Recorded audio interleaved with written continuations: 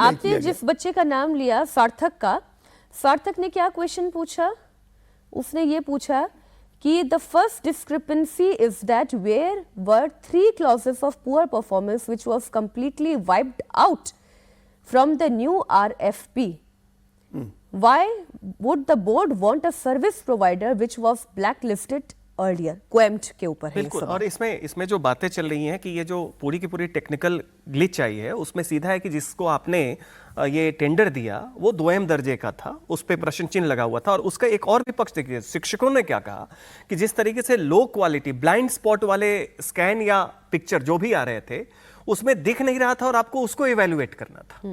तो कई बार जो शिक्षक थे उनके लिए इवेल्युएशन भी चुनौती की बात बन गई, क्योंकि उन्हें ऑन स्क्रीन जो पेपर है वो क्लियर नहीं दिख रहा है, तो वो ब्लाइंड स्पॉट को इवेल्युएट कर रहे हैं। शिक्षक इन चीजों को आपत्ति बता रहे हैं, उसके अलावा छात्र बता रहे हैं कि गड़बड़ी कहां से हुई। उसका कारण भी बताया जा रहा था कि जिसको आपने दिया वो ब्लैक लिस्टेड था, उसमें टीसीएस जैसे लोगों को आपने हटाया है टेंडर को। सीधा दिखाता है कि ये एक ग्लिच जो है वो शुरू से ही तय हो गया था, क्योंकि आपने जो टेंडर दिया उसी में गुणवत्ता के मानकों को आपने सही तरीके से स्थापित नहीं किया था।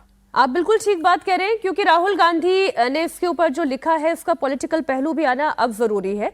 जब हमने फैक्ट पर बात कर ली, राहुल गांधी कह रहे हैं जेब कतरों से सावधान। आज वो सीबीएसई के अंदर बैठे हैं, सीबीएसई की गलती से नंबर गलत आए तो आपको क्या मिलता है?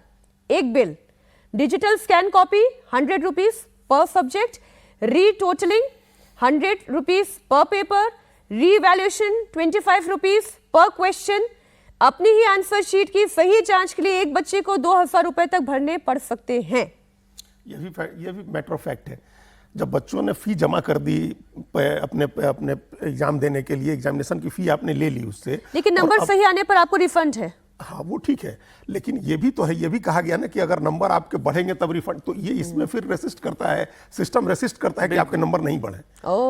ये एक अलग समस्या होती है छात्रों के सामने। छात्रों को समस्या 1000-2000 रुपए की तो हो सकता है, बहुत सारे छात्रों को हो, लेकिन ज्यादातर छात्रों को समस्या ये कि 2 नंबर 3 नंबर से उनका जेई में एंट्रेंस, उनका जेई एडवांस के एंट्रेंस में उनको की बाधा आ रही है। तो वो तो चाहेंगे कि उनके 2-4 नंबर 5 नंबर ये जो कम हो रहे हैं वो बढ़ जाएं।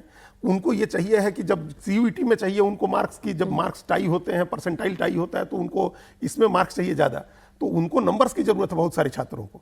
तो यहाँ रेसिस्ट करता है सिस्टम कि आपके नंबर नहीं बढ़े। जब आप ये कर देते हैं ना कि नंबर बढ़ेगा तो आपके पैसे लौटेंगे, तो सिस्टम रेसिस्ट करता है ऑटोमेटिकली।